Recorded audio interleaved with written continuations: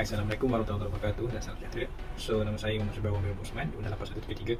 So, hari ini saya akan mengutangkan assignment di mana telah diberikan kepada kami satu kumpulan, iaitu berkaitan dengan satu teori yang digunakan pakai dalam komunikasi antara budaya, iaitu kita orang telah punya satu teori, iaitu teori Hofstede.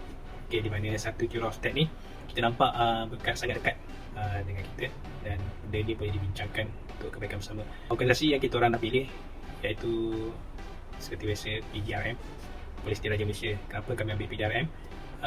Sebab kita nampak di satu organisasi yang besar, banyak cabaran dia yang kita boleh kongsikan untuk bersama. Hofstede ni dia berceritakan tentang 4 perkara.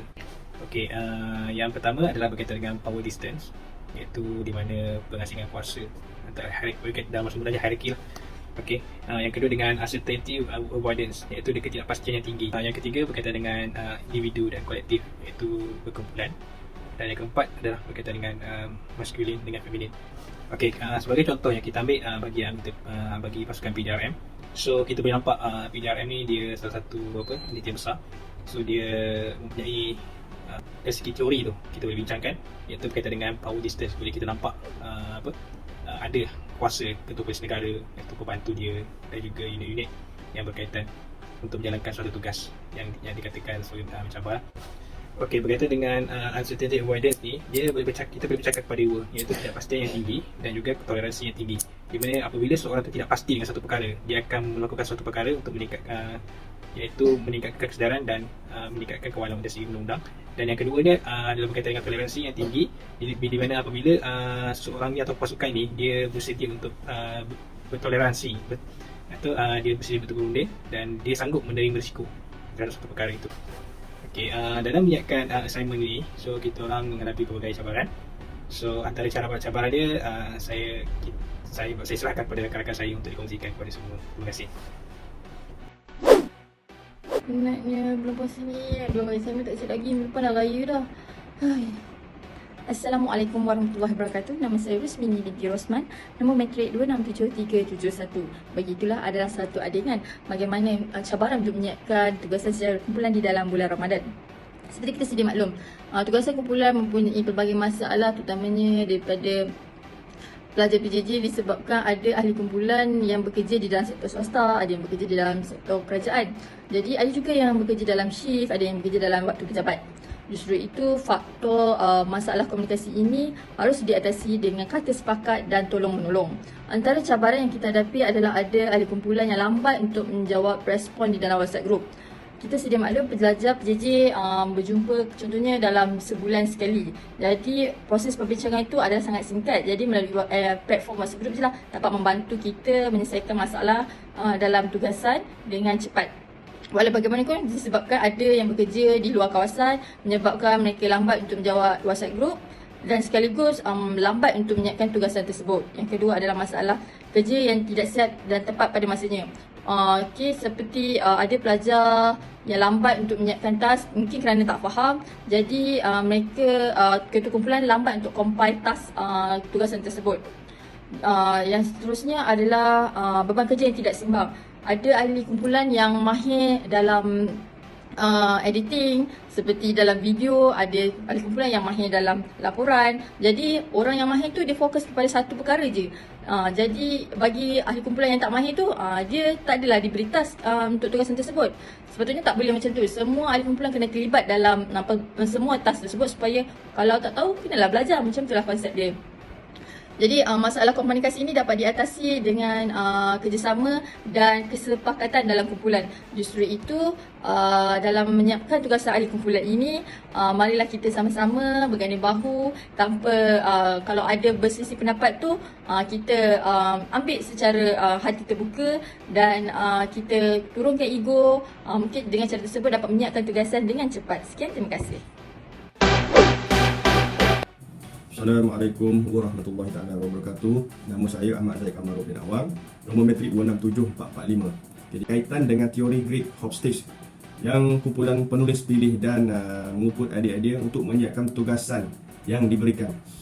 Walaupun pelbagai halangan dan rintangan yang dihadapi dengan dugaan bulan puasa, kaitan dengan tugasan operasi seperti tugasan hakiki dan untuk persiapan rumah untuk hari raya, bagi menyiapkan tugasan. Walau bagaimanapun, kumpulan penulis membuat yang telah sehabis baik untuk siapkan tugasan kami ini. Di sini penulis menerangkan serba sedikit yang ada dalam tugasan kumpulan penulis.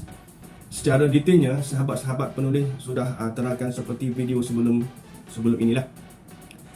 Mari kita tengok apa yang ada secara ringkas dalam teori Hofstede, seperti jarak kuasa, mengelak ketidakpastian, individu versus collectivity, maskulin versus femininity. Antara kesan yang ada dalam budaya di tempat kerja seperti adanya jurang pangkatlah sebagai contoh. Untuk penyelesaian sesuatu perkara perlu rujuk orang atasan dahulu. Walhal perkara tersebut perlu diatasi segera, seperti petugas kaunter dan unit-unit lain yang perlu immediately keputusan yang dibuat. Antara lain kritikan yang ada, kebanyakan masyarakat bukan bumi putera tidak berminat dengan pasukan uniform ini. Malah uniform lain pun sama juga. Mereka lebih suka bekerja sendiri dan berminat dengan dunia perniagaan, kebanyakanlah seperti China dan India. Di sini penulis ingin membuat kesimpulan di mana keempat-empat dimensi ini boleh diwujudkan adalah wujudnya pengaruh di tempat kerja, terutamanya dalam pasukan PDRM. Setiap cabaran yang boleh penulis berkongsi adalah untuk menyiapkan tugasan ini. Walau pelbagai cabaran di bulan puasa ini, selepas waktu bertugas sambung lagi di rumah untuk siapkan tugasan sedikit demi sedikit. Kadang-kadang membawa ke sahur. Akan tetapi kuatkan juga demi menyiapkan tugasan dan bahagian masing-masing bagi menjayakan tugasan dan video yang.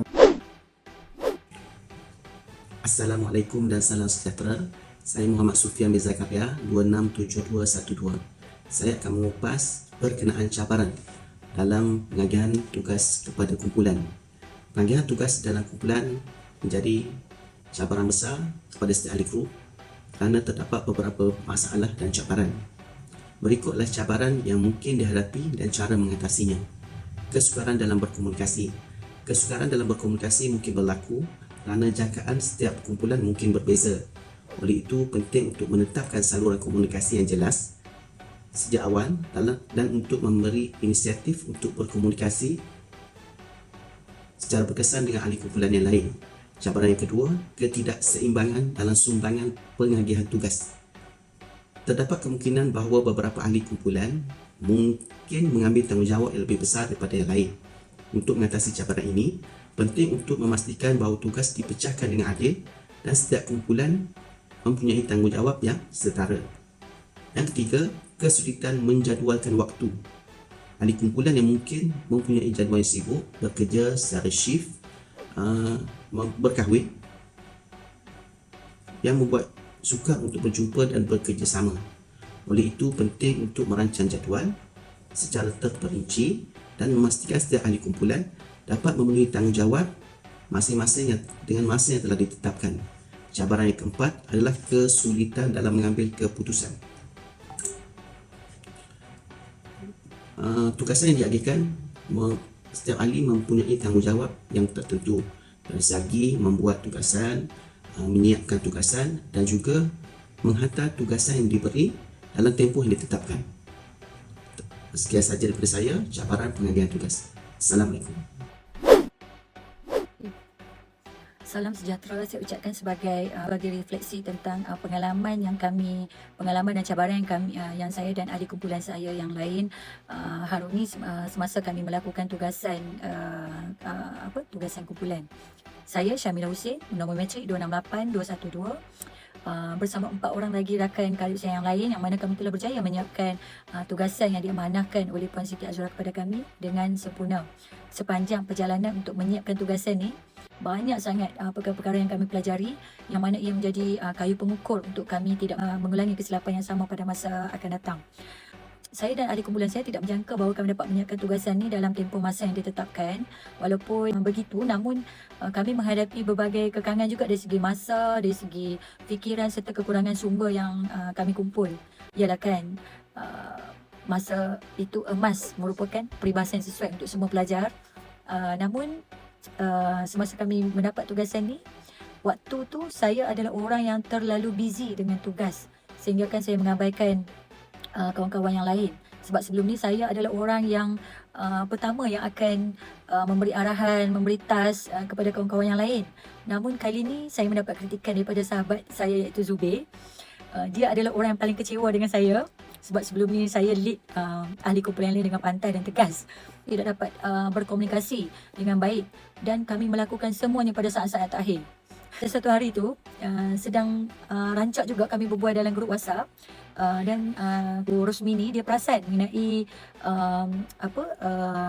data yang kami kumpul tu, rujukan yang kami kumpul tu adalah daripada tahun 2020 ke bawah kebanyakannya lah. Dan Zubir mencelah dan memberitahu bahawa dia dah perasan benda ni. Apa lagi? Saya terus serang dia. Saya cakap, habis dah kau perasan, kenapa kau tak betulkan? Kenapa kau tak betulkan benda ni? Kata saya itu telah mengguris perasaan Zubir lah. Dan dia sentap lah dengan kata-kata saya tu. Kita menyalahkan dia lah. Tapi sebenarnya saya tak bermaksud begitu. Cuma mungkin masa saya type tu saya kurang teliti dengan bahasa saya. Saya cakap dengan dia, saya kata kita ni kita bukan nak cari salah siapa. Kita dalam kumpulan kita ni bukan kita nak cari salah siapa. Kita sepatutnya kita menghargai kawan-kawan kita. Kalau kawan-kawan kita menegur kesalahan kita, kita appreciate lah kan, dan kita ubah lah. Sebab kita semua ni dalam proses belajar. Kalau saya sendiri pun salah, tegurlah saya. Kan saya pun dah jadi macam terus saya hantar audio dan pian mana ni, kalau pian tak respon, kita forward, kita submit je lah dengan apa yang ada. Saya cakap, kau tak boleh sabar ke Zubir? Kau tak boleh sabar ke? Sabarlah pian, mungkin dia tengah memandu ke, dia tengah ada operasi ke apa ke kan. Yang penting kita buat ni, kita bagi ikut arahan. Saya pun dah jadi macam garang sikit lah. Yelah, lain macam kau ni, kau backup pian ke? Kan? Jadi dia nampak macam saya backup pian. Sedangkan sebelum ni saya dengan pian ni dah macam kucing dengan anjing tau. Jadi bila Zubir cakap macam tu, saya pun jadi macam bahan lawak lah. Pakai gelak lah dalam grup tu. So tak sampailah 5 minit kita orang menyentak tu, tak sampailah 5 minit. Daripada kejadian tu, saya dan Zubir dan rakan-rakan lain menerima ini adalah sebagai cabaran yang biasa yang kami lalui. Dan tapi benda tu semua orang kata settle, yang biasa dilalui oleh kami setiap kali kami nak menyiapkan tugasan. Tapi hasilnya selepas itu akan jadi wow.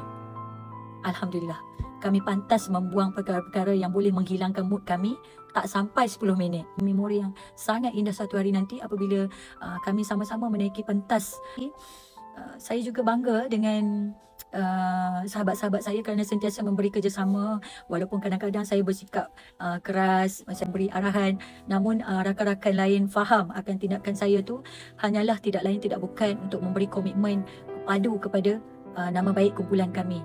Dan sekarang pengalaman yang lepas, pengalaman-pengalaman indah kami, dan saya harap rakan-rakan lain juga begitu ya. Okey, sekian.